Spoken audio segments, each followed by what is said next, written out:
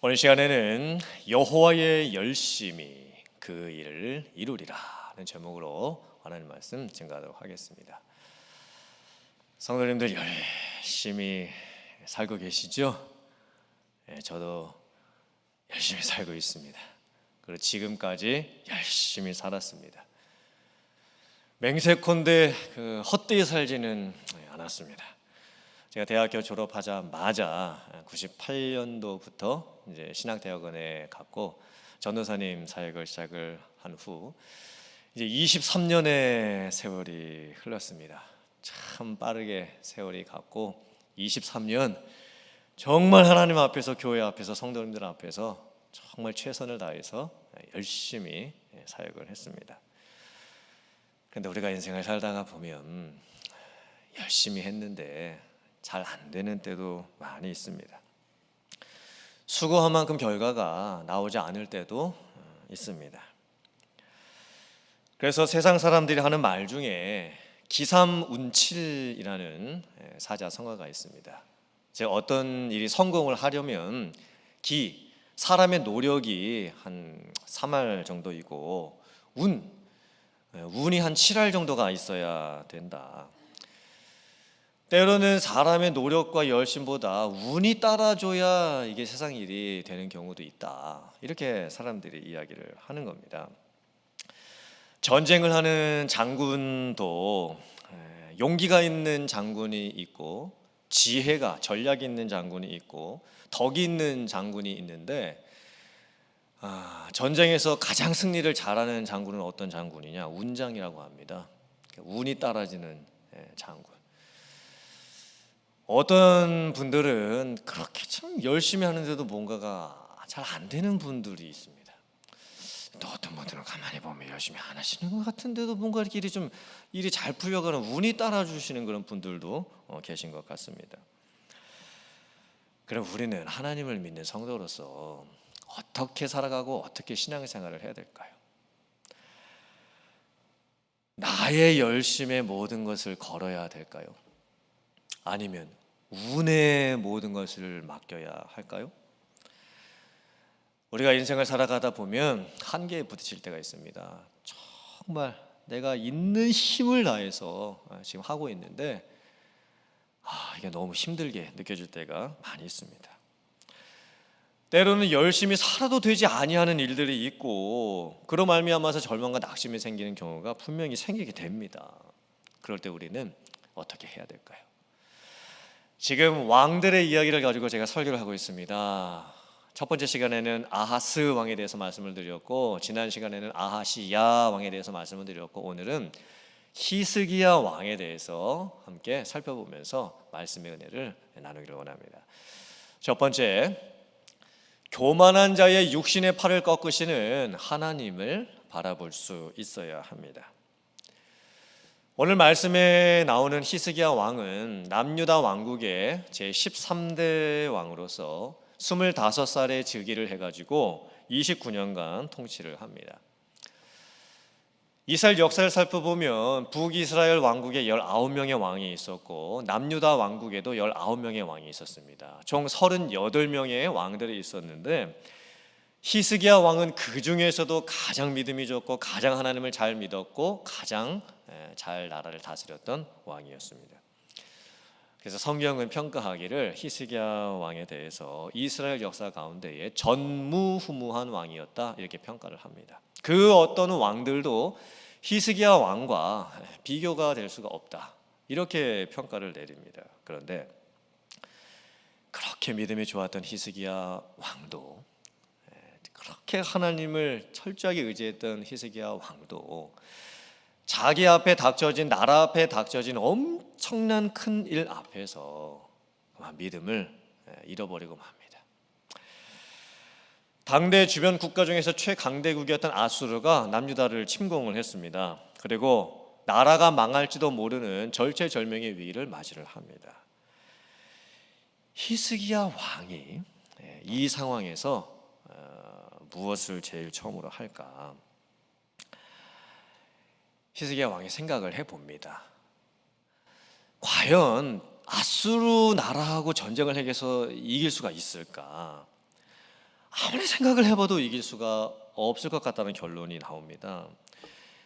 군사 전력으로 보나 또 군대의 어떤 그 무기로 보나 지금 하나님의 백성들이 남유다 나라가 아수르랑 싸워서 이길 승산이 도저히 없어 보이는 겁니다. 그래서 히스기야 왕이 택한 방법이 뭐였냐면 현실 타협적 방법이었습니다. 즉 아수르 왕의 마음을 인간적으로 잘 달래보자는 그런 방법을 택하게 되는 거예요. 히스기야 왕이 아수르 왕에게 전령을 보내서 이렇게 이야기를 합니다. 내가 당신 앞에 죄인이다. 그리고 왕이 하라는 대로 내가 다 해줄 테니 요구하는 대로 내가 다 줄 테니까 이 전쟁을 멈춰 달라고 그렇게 부탁을 합니다. 히스기야 왕은 지금 아수르 왕의 비위를 맞추고 있습니다. 아수르 왕의 마음을 달래보려고 애쓰고 있습니다. 그랬더니 아수르 왕이 뭘 요구를 하냐면 조공을 바치라고 요구를 합니다. 금 300달란트와 은 30달란트를 조공으로 바쳐라. 그 많은 금과 은을 어디서 다 구하겠습니까? 히스기야 왕이 하다가 못해서 자기가 살고 있었던 왕궁에 있었던 금들을 다 모읍니다. 심지어 벽과 기둥에 붙여져 있었던 금들도 다 벗겨냅니다. 그리고 하나님의 성전 기둥에 있었던 하나님의 성전을 장식하고 있었던 금조각들, 은조각들도 다 벗겨냅니다. 그리고는 아수르 왕에게 갖다 줍니다. 히스기야 왕이 이렇게 생각하는 거예요. 내가 저 사람에게 잘 해주면 저 사람도 나에게 잘 해주겠지. 하지만 사람 마음이 그렇지가 않습니다. 내가 인간적으로 저 사람에게 정말 최선을 다해서 잘 해줬으면 저 사람도 내 마음 좀 알아주겠지. 그런데 아닙니다. 아수르 왕이 어떻게 하냐면 받아 먹을 것을 다 받아 먹고 난 후에 군대 장관 랍사게로 하여금 대군을 거느리고 남유다 왕국을 침공하라는 징령 명령을 내리는 거예요. 그리고 심지어 이제 군대 장관 랍사게가 하나님의 백성들 앞에까지 와서 하나님의 백성들에게 연설을 합니다. 그 연설의 내용은 참으로 비굴하고 또 모욕적이고 또 조롱하는 말들이었습니다. 그걸 히스기야 왕이 다 들었던 거예요. 랍사게가 이렇게까지 이야기를 합니다. 히스기야 왕이 너희들에게 하는 어떤 말들도 듣지 말아라. 히스기야 왕이 아마 너희들한테 하나님을 믿고 의지하라고 할 텐데 그게 무슨 소용이 있겠냐. 만약에 너희가 아수르 대왕의 말을 듣고 항복을 하면 목숨만은 살려주겠다. 그리고 너희들이 지금 가지고 있는 능력을 한번 봐봐라. 너희들이 그 능력을 가지고 우리랑 정말 전쟁을 할 수가 있겠느냐. 우리가 너희들에게 말 2,000피를 내어줄 테니까 그 말을 할 수 있는 용사를 너희들 중에서 한번 찾아봐라. 그런 용사가 너희들에게 있겠냐. 너희가 하나님을 섬긴다고 하는데 너희들 꼴이 지금 무엇이냐. 하나님이라고 하는 그 신이 있다면 너희가 어찌하여 이런 어려움을 당했겠느냐. 너희가 믿는 그 여호와라는 하나님이 너희들을 아수르의 손에서 건질 수가 있겠느냐. 하나님이 뭘 해줄 수가 있겠느냐. 근데 사실 오늘날에도 이런 시험은 세상으로부터 옵니다. 사단으로부터 옵니다. 한번 생각해 봐라. 네가 그렇게 하나님을 열심히 믿었는데 지금 네 삶에서 잘 되는 것이 뭐가 있냐. 네가 교회를 그렇게 충성스럽게 섬겼는데 네가 지금 되는 것이 뭐가 있냐. 하나님을 안 믿어도 그 정도는 될 수 있겠다라고 하면서 세상이 우리를 시험하고 사단이 우리를 시험을 하는 겁니다. 아수르 왕과 또 이 군대 장관 랍사게는 심지어 하나님의 권위까지도 지금 도전을 하고 있습니다. 하나님까지도 지금 모욕을 하고 있는 상황입니다. 이 상황에서 이제 히스기야 왕이 어떻게 대응을 할까요? 처음에 히스기야 왕은 사람을 달래려고 하는 인간적인 방법을 썼습니다. 근데 그게 안 됩니다. 어쩌면 그 방법은 처음부터 써서는 안 되는 방법이었습니다. 믿음으로 반응을 했었어야지요. 그런데 사실 우리도 똑같아요. 우리가 믿음이 있는 것 같지만 세상을 살다 보면서 여러 가지 힘든 일을 직접 당하면 나에게 있을 것만 같았던 그 믿음이 안 보일 때가 있습니다. 히스기야 왕은 이제 적군의 장군이 자기를 모욕하고 나라를 모욕하고 심지어 하나님까지도 모욕하는 그것을 듣습니다. 그리고는 이 마음 한구석에서부터 원통함과 비통함과 안타까움이 이제 올라오기 시작을 합니다. 그리고 히스기야 왕의 그 심령 한가운데서부터 정말 자기가 의지해야 했던 것, 그 신앙, 믿음을 다시 붙듭니다. 그리고 이렇게 선포를 합니다. 역대하 32장 7절부터 8절 말씀 같이 봉독합니다. 시작. 너희는 마음을 강하게 하며 담대하고 아수르 왕과 그를 따르는 온 무리로 말미암아 두려워하지 말며 놀라지 말라. 우리와 함께 하시는 이가 그와 함께 하는 자보다 크니 그와 함께 하는 자는 육신의 팔이요 우리와 함께 하시는 이는 우리의 하나님 여호와시라. 반드시 우리를 도우시고 우리를 대신하여 싸우시리라 하매 백성이 유다 왕 히스기야의 말로 말미암아 안심하니라. 아멘. 그와 함께하는 자는, 그들과 함께하는 그 자는 육신이고 육신의 팔을 갖고 있을 뿐이다. 즉 아수르 군대와 아수르 왕의 힘이 아무리 강하다 할지라도 인간 왕일 뿐이지 않느냐.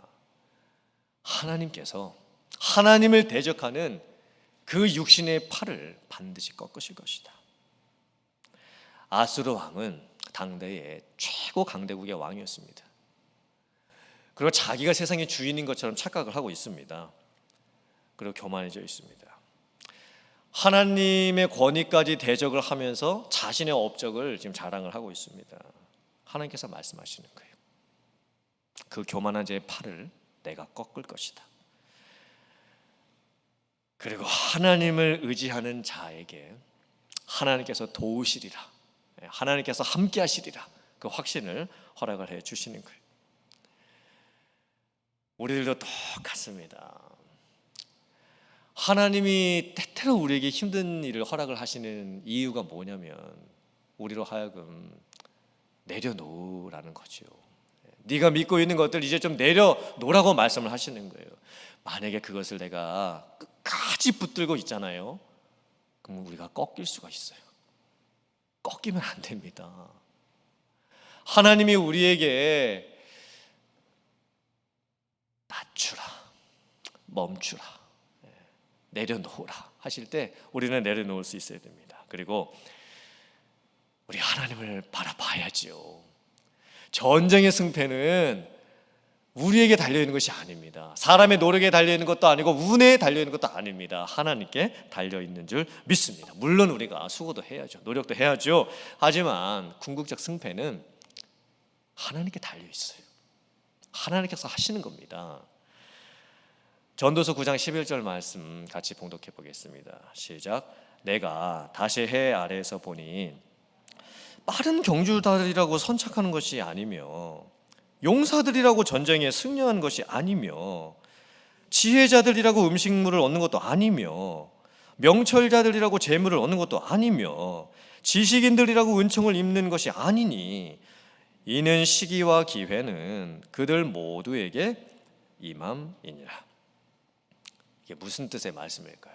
우리는 세상을 살아갈 때 세상의 법칙에 길들여져서 살아가게 됩니다. 그것이 바로 스펙의 법칙입니다. 얼굴 만드는 법칙인 거예요. 아수르 왕의 법칙이었습니다. 즉 돈이 있는 사람, 명예가 있는 사람, 힘이 있는 사람이 세상을 통치하게 되는 것이고 있는 자가 없는 자들을 다스리는 것이고 높은 자가 낮은 자들에게 명령을 하는 것이고 강한 자가 연약한 자들에게 뺏을 수 있다라는 거죠.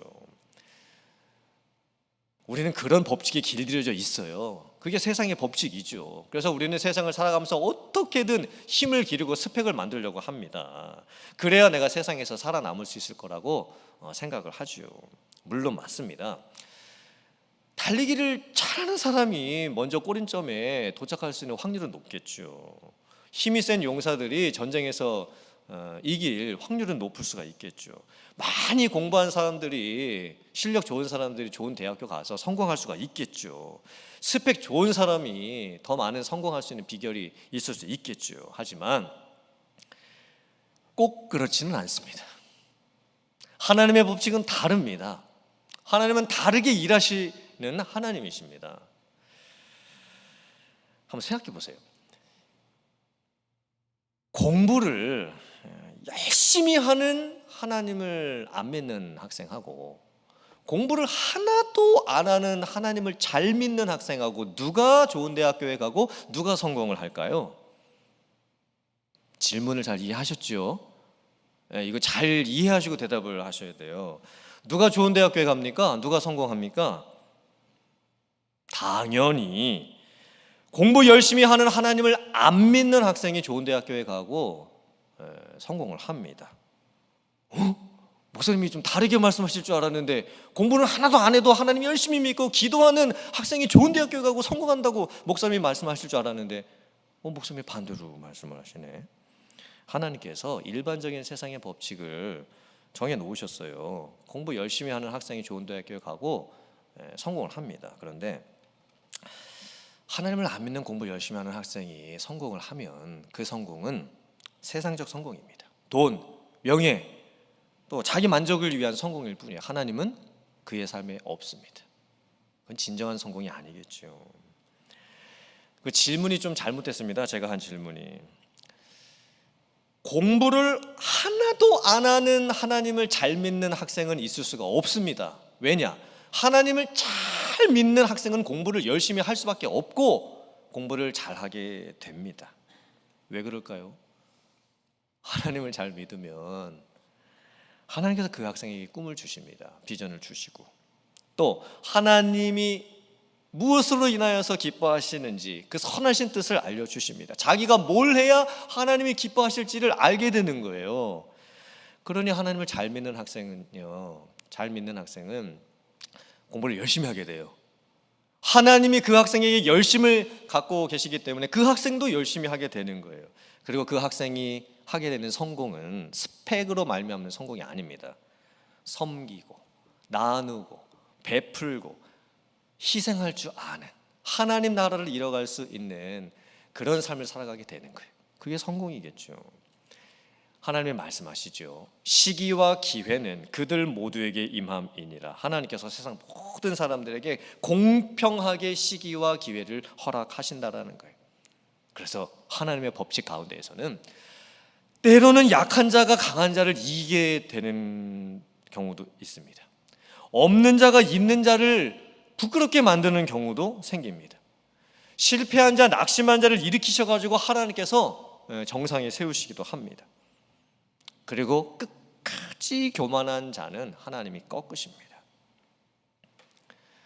하나님 없이 진짜 성공하는 법은 없습니다. 사랑하는 성도님들, 요즘 힘들죠?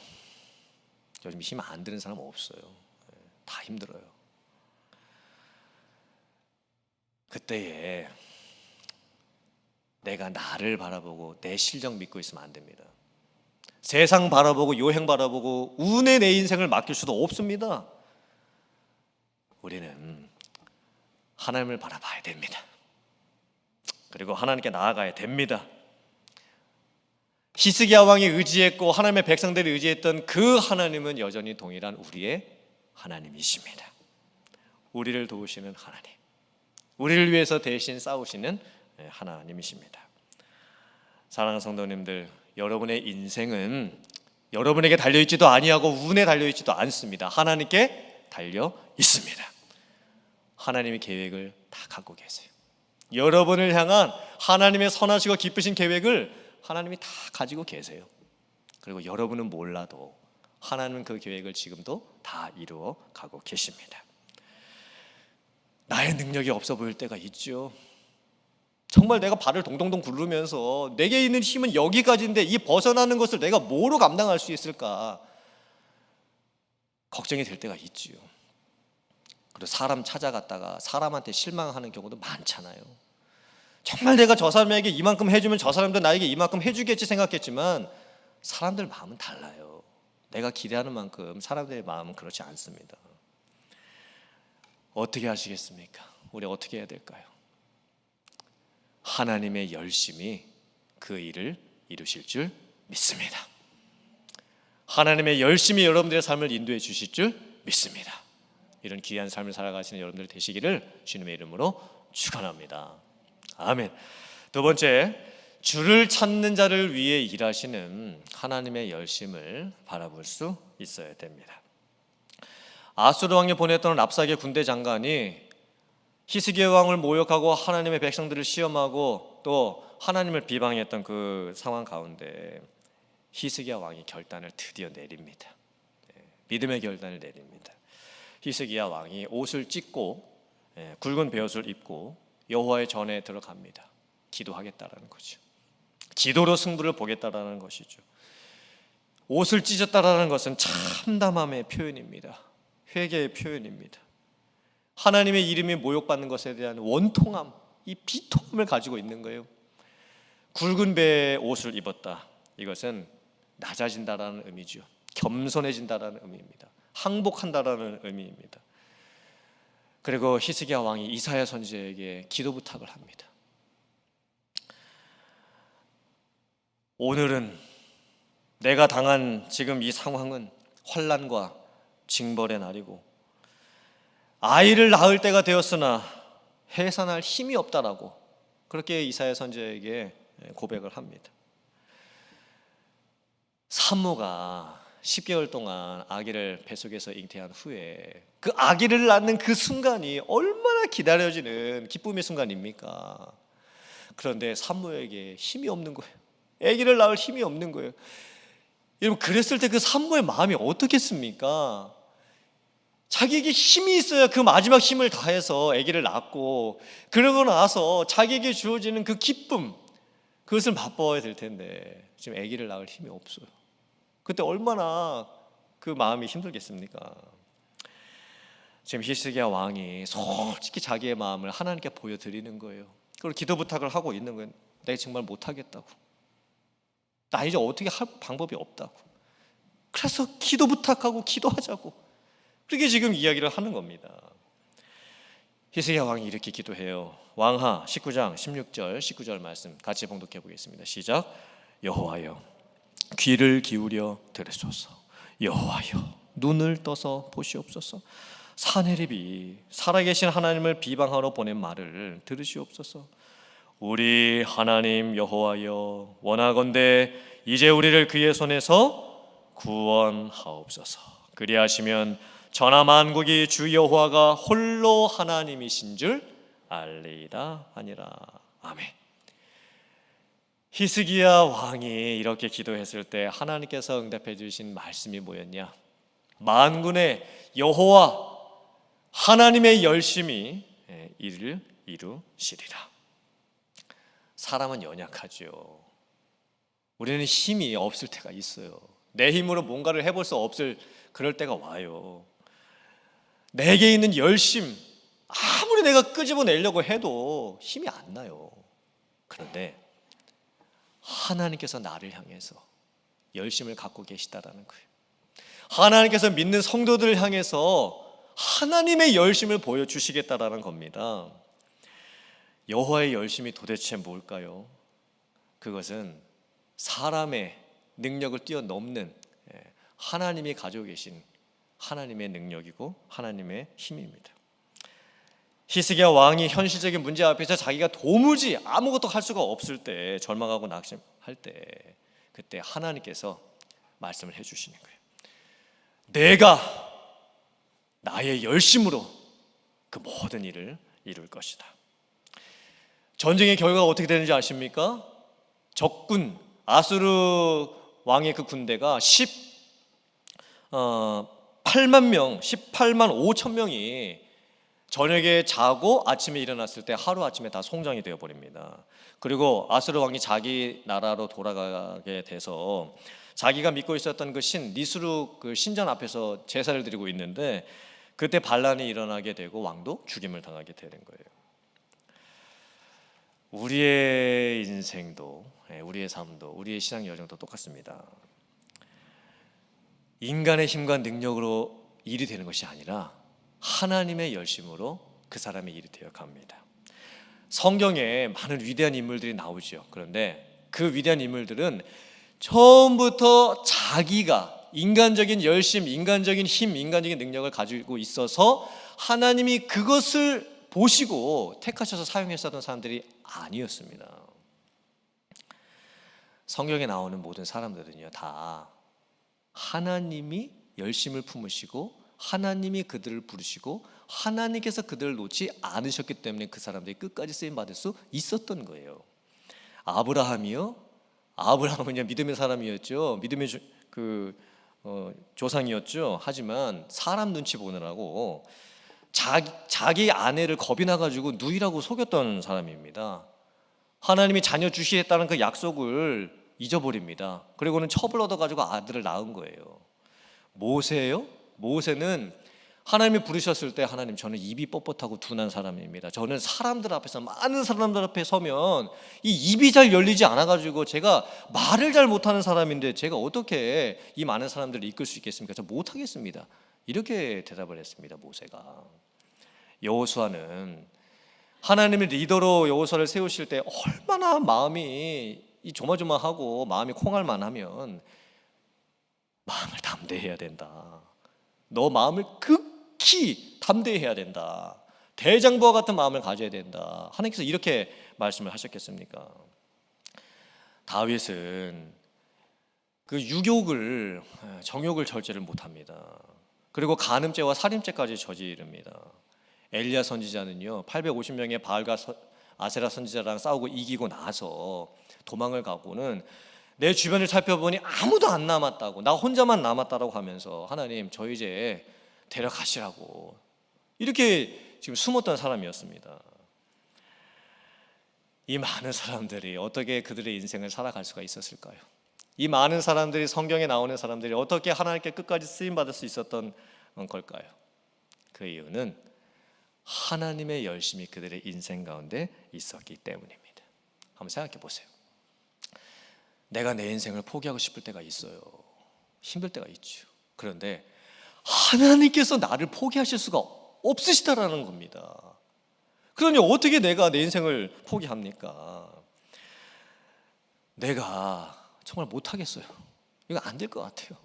그런데 하나님께서 나에게 하나님의 열심으로 하나님께서 하시겠다라는 겁니다. 그때 나도 열심을 내게 되는 거죠. 하나님이 내 인생을 붙들고 계시고 하나님이 내 인생을 인도하시겠다라는데 우리가 어떻게 열심히 안 살 수가 있겠습니까? 하나님께서 나를 향하신 큰 계획을 갖고 계시다는데 어떻게 저희들이 열심을 안 낼 수가 있겠습니까? 기도를 안 할 수가 있겠습니까? 그리고 하나님의 열심이 내 인생 가운데 있음을 고백하는 사람은요, 나도 이런 고백을 할 수 있게 돼요. 역대상 29장 11절 12절 말씀 같이 한번 봉독합니다. 시작.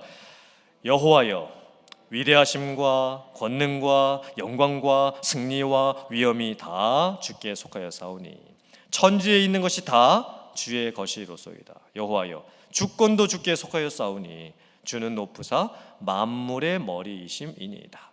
부와 귀가 주께로 말미암고 또 주는 만물의 주제가 되사 손에 권세와 능력이 있사오니 모든 사람을 크게 하심과 강하게 하심이 주의 손에 있나이다. 아멘이십니까? 아멘. 내 손에 달려있지 않아요. 세상 운에 달려있지도 않습니다. 하나님 손에 달려있습니다. 하나님께서 하나님의 열심을 가지시고 지금 나를 인도해주고 계세요. 우리 교회도 이 세상도 그렇게 다스리고 계십니다. 윌리엄 캐리 선교사님 아시죠? 윌리엄 캐리 선교사님이 고백했던 위대한 고백이 있습니다. Expect great things from God. Attempt great things for God. 하나님으로부터 위대한 일을 기대를 하라. 하나님을 위하여 위대한 일을 시도하라. 근데 사실 윌리엄 캐리 선교사님은요, 원래 직업이 뭐였냐면 구두 수선공이었습니다. 작은 가게에서 그냥 똑같은 반복적인 일을 하는 구두 수선공이었었어요. 지극히 평범하고 지극히 연약하고 지극히 단순한 그런 일을 하면서 너무너무 평범하게 살고 있었습니다. 그런데 하나님께서 윌리엄 캐리 선교사님에게 하나님의 나라를 보여주시는 거예요. 우리 눈에는 안 보이는 나라, 하나님이 통치하고 다스리시는 큰 하나님 나라를 보여주십니다. 그리고 윌리엄 캐리 선교사님은 1761년부터 1834년까지 개신교 역사상 처음으로 영국에서 파송된 선교사님이 되시고 개신교 선교 역사에 엄청난 큰 일을 해내십니다. 엄청난 영향력을 남기시는 거예요. 사랑하는 성도님들, 하나님의 열심, 그 하나님의 열심이 나타나기 위해서는 우리가 해야 될 것은 딱 하나, 기도입니다. 그리고 그 기도는 내가 해볼 거 다 해보고 내가 찾아가서 뭐 좀 달래줄 사람들 마음 다 보고 안 되면 하는 것이 기도가 되면 안 됩니다. 기도는 처음부터 하셔야 돼요. 처음부터. 내가 계획하기 전부터, 내가 사람 찾아가기 전부터, 내가 사람들 마음 달래기 전부터 그렇게 하셔야 돼요. 그러면 하나님께서 하나님의 열심으로 일을 이루어 주십니다. 하나님의 열심이 여러분의 인생 가운데 있습니다. 하나님의 열심이 우리 교회에도 있습니다. 하나님의 열심이 이 세상 위에도 있습니다. 하나님을 찾는 자들이 되세요. 하나님께 구하는 자들이 되세요. 그리고 하나님의 열심이 그 일을 이루리라. 이것을 정말 삶 속에서 맛볼 수 있는, 체험하고 경험할 수 있는 성도님들 다 되실 수 있기를 주님의 이름으로 축원합니다. 아멘.